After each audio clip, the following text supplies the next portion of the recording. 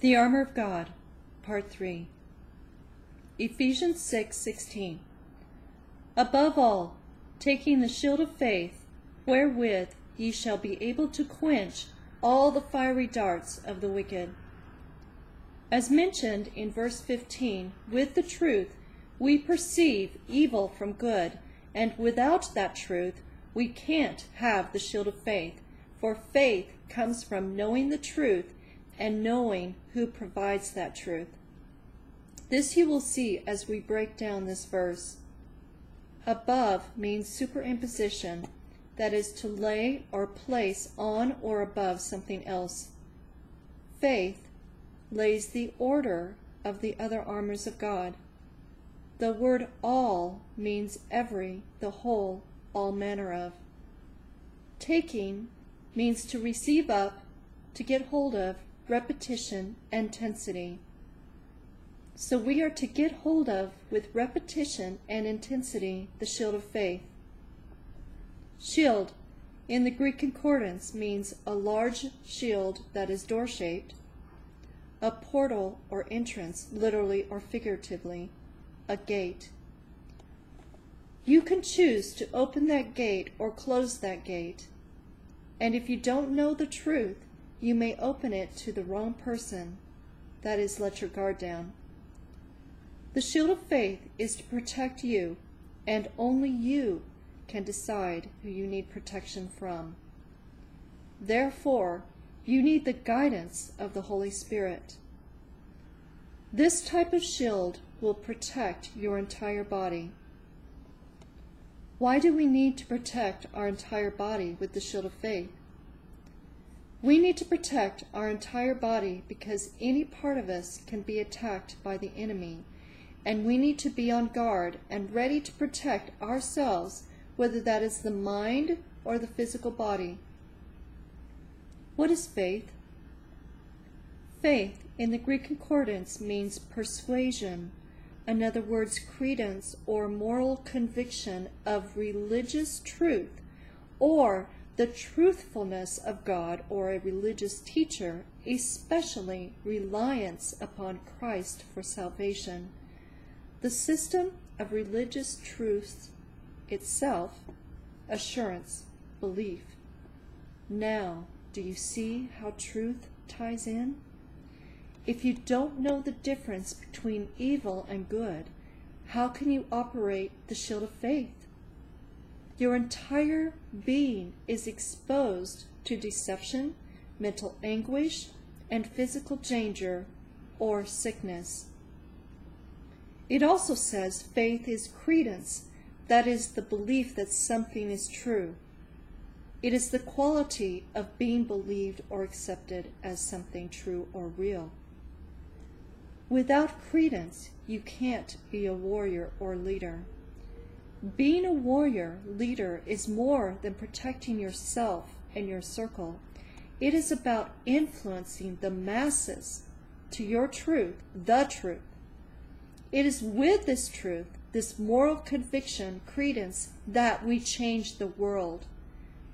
Faith is also to convince by argument, true or false, by analogy, to pacify or conciliate by fair means, reflexively or passively to assist, agree to evidence or authority, to rely by inward certainty. When you know the truth, there is a confidence about your faith that others see and can't deny exists, not even the atheist or Satanist. This faith doesn't require defensive action. It is a knowing of the truth that gives you power and authority. Let us use that power and authority to tell people about Jesus to his glory. Let us use that faith to operate the other weapons, armor of God, effectively. We have mentioned using that power and authority through faith to tell people about Jesus. What about using that power and authority to disrupt the plans of the enemy, whether that is spiritual or natural?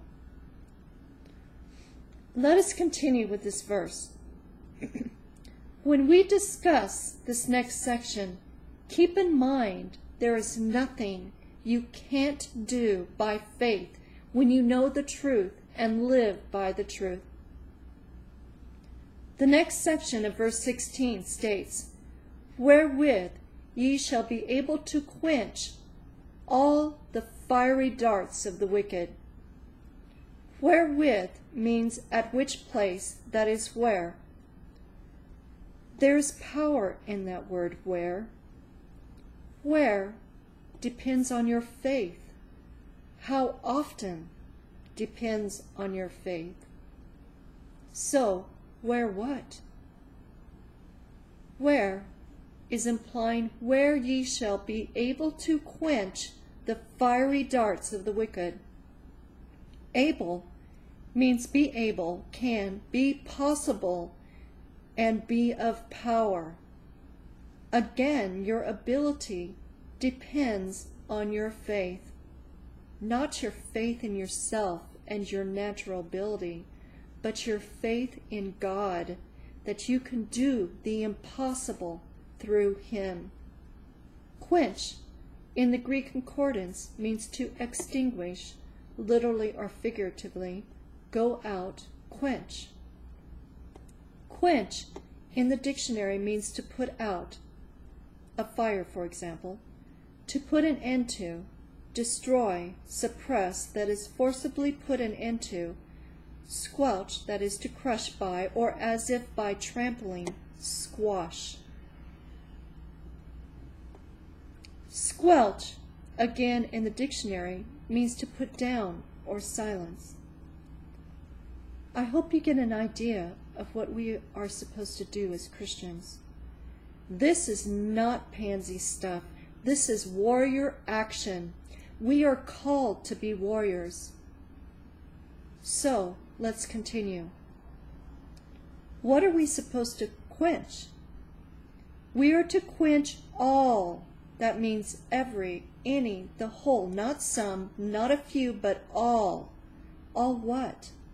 All is implying the fiery darts of the wicked. The word fiery in the Greek concordance means to kindle, in other words, ignited, glow, be refined, to be inflamed with anger, grief, lust. There is the fiery refinement of purity, and there is the fiery refinement of wickedness. The former brings positive change, and the latter brings chaos. The followers of hell and Satan bring fire from hell, which causes death and destruction, and we are to come against that. Remember, Satan comes to kill, steal, and destroy. What does anger that is not righteous anger do?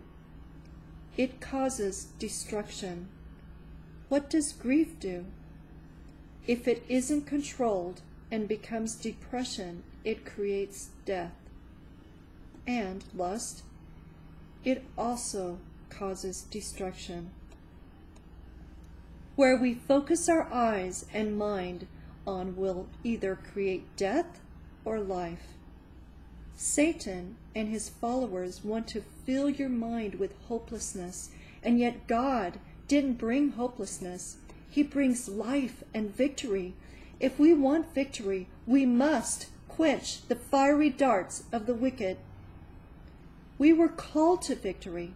We are destined to be victorious. Are we going to allow Satan and his followers to take that from us? To take our inheritance of victory?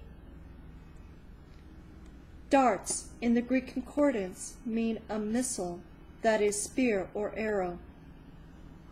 It also means to throw in various applications, more or less violent or intense. Arise, cast out, lay, pour, put out, strike, throw down, and thrust. This particular dart means a deliberate hurl. Everything that Satan and his followers do is deliberate, and the ultimate goal is create death and destruction. Jesus' goal is to create life, and that more abundantly, and we, as his followers, are to carry that goal to fruition, and he has given us all the tools needed to succeed. All we have to do is be a willing vessel. So, we as Christians are to cast down the violence of the wicked. Who are the wicked?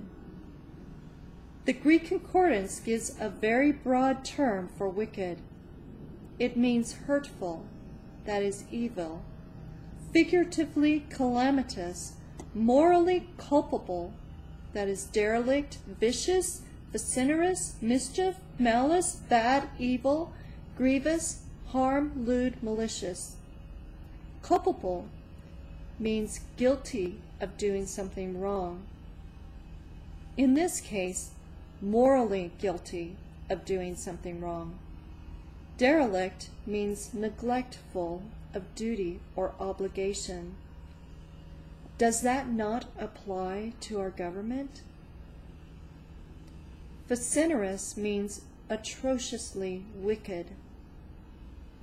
Does that not apply to the laws that are being forced on us today? Ask yourself, what is happening in America or in your country that is morally wrong, vociferous, atrociously evil? Maybe Obamacare, because they are forcing people to not only buy insurance, but to provide birth control contrary to moral or religious beliefs. ENDA would fall in this category because it forces churches and Christian businesses to compromise their moral and religious beliefs by hiring homosexuals and transvestites. The Patriot Act would also fall in this category because it takes away our freedom and deems us terrorists because we have moral convictions. Abortion, same-sex marriage, don't ask, don't tell. Do I have to go on? Our nation is becoming morally corrupt and destitute, and we aren't doing what we are called to do to stop it. Ask yourself, what would Jesus do? Culpable ignorance in the legal dictionary means the lack of knowledge and understanding that results from the omission of ordinary care to acquire such knowledge or understanding. That's why it says in 1 Corinthians 1:25, "For the foolishness of God is wiser than man's wisdom, and the weakness of God is stronger than man's strength." In 1 Corinthians 3:19, "For the wisdom of this world is foolishness in God's sight." In Isaiah 55:8-9, "For my thoughts are not your thoughts, nor are your ways my ways. For as the heavens are higher than the earth, so are my ways higher than your ways, and my thoughts higher than your thoughts." That is why we as Christians must trust in the Lord with all our hearts and lean not on our own understanding. In all our ways acknowledge him, and he will make straight our paths. What would God's way be for America or for your country? Maybe some of you are called into politics to return moral conviction to our governance. If so, he will direct your paths and make a way where there is no way. If God is speaking to your heart, grab hold of your destiny, for you will never be fully fulfilled until you do. You will always feel that emptiness as if something is missing in your life. In Jeremiah 29:11 it states, "For I know the plans I have for you, declares the Lord, plans to prosper and not to harm you, plans to give you hope and a future." In Jeremiah 1:5, "Before I formed you in the womb I knew you. Before you were born I set you apart." Obviously, Not all of us are called to prophecy, but the point is God sets you apart for a specific purpose, and if you are doing contrary to God's will, you are leaning on your own understanding and walking in your own ways and not in God's ways. This will eventually lead to destruction. Psalms 139:13. For you created my inmost being. You knit me together in my mother's womb. Psalms 82:3 and 4. Defend the cause of the weak and fatherless. Maintain the rights of the poor and oppressed. Rescue the weak and needy. Deliver them from the hand of the wicked. They know nothing. They understand nothing. They walk about in darkness.